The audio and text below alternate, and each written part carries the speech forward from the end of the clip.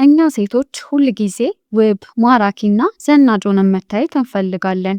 ለዚህም ለልብስ፣ ለጫማ እንዲሁም ለተለያዩ ጌጣጌጦች ብዙ ገንዘብ እናወጣለን። ሰላም፣ በዛሬው ቪዲዮአችን ብዙ ገንዘብ ከማውጣት ይልቅ ትኩረት ልናደርግባቸው የሚገቡ በየትኛውም ጊዜና ቦታ አምረን ተውበን የምንታይባቸው 10 የውበት ሚስጥሮች እናያለን። እስከ ቪዲዮአችን መጨረሻ ድረስ አብራችሁን ቆዩ። ወደ ቪዲዮ እንለፍ።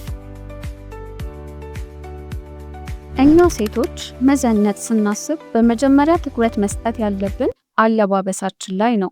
በየትኛውም ጊዜ የምንለብሰው ልብስ ንጹህ፣ ያልተጨማደደ እንዲሁም ልካችን ሊሆን ይገባል። የቆሸሸና የተሸበሸበ ልብስ ውበት አይኖረውም።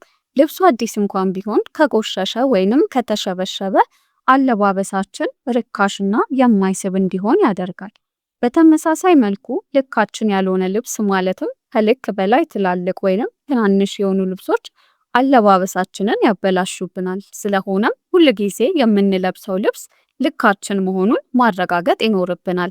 ከአለባበሳችን ጎን ለጎን ልናስተውለው የሚገባው ነገር ደግሞ ጫማችን ነው። ጫማችን ከልብሳችን እኩል ንጹህ መሆን አለበት።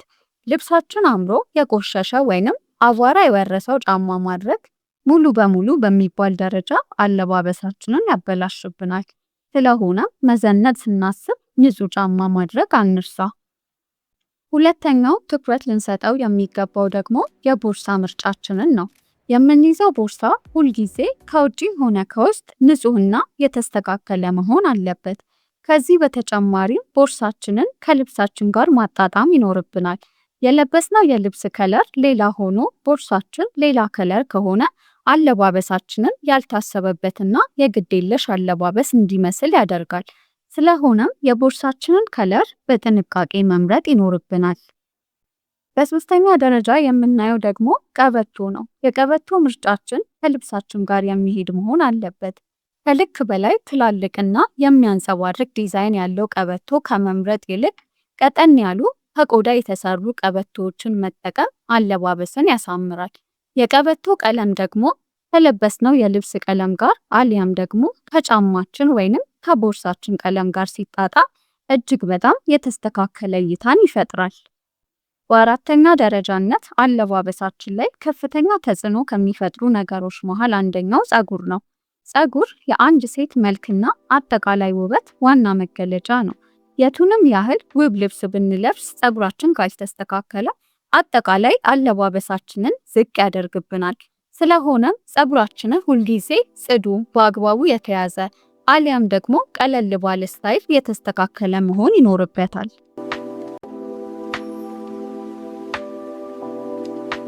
ከፀጉር በመቀጠል ፊታችን ከፍተኛውን ድርሻ ይወስዳል። ዘንጠን ለመታየት ጥርት ያለ የፊት ቆዳ፣ የተስተካከለ ቅንድብና ከንፈር ወሳኝ ነው። ስለሆነም ቤታችን የምናገኛቸውን የተለያዩ ተፈጥሯዊ ግብዓቶች በመጠቀም ጥርት ያለ የፊት ቆዳን መጎናጸፍ እንችላለን። ለዚህም ቡና በማር አሊያም ደግሞ እርጎ በአጃ በመጠቀምና ፊታችንን በማስተካከል ጥርት ያለ የፊት ቆዳ ባለቤት መሆን እንችላለን። ቅንድባችንንም ከተፈጥሮ ይዘቱ ሳይወጣ ያማረ ቅርጽ እንዲይዝ ካደረግነው በቂ ነው። ከንፈራችንን ደረቅና ወዙን ያጣ መሆን የለበትም። በየጊዜው ማለስለስና ወዙን መጠበቅ ይኖርብናል።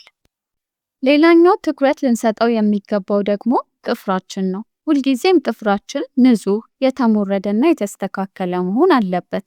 በአግባቡ ያልተቀባ ጥፍር ቀለም ወይንም በከፊል የለቀቀ ጥፍር ቀለም የጥፍራችንን ገጽታ ያበላሸዋል።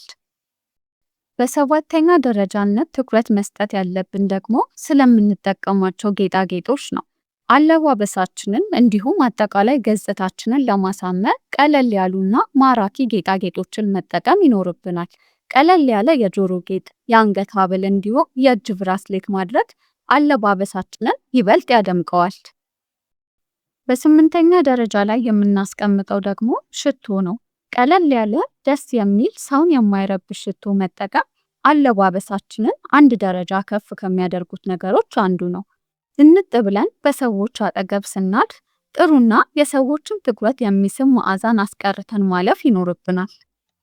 በዘጠነኛ ደረጃነት ደግሞ የእግርና የተረከዝ ውበት ዝነጣችን ላይ ተጽዕኖ ሲያመጣ እናያለን። የቆሸሸ ወይንም የተሰነጣጠቀ እግር አለባበሳችንን ሙሉ በሙሉ ያበላሽብናል።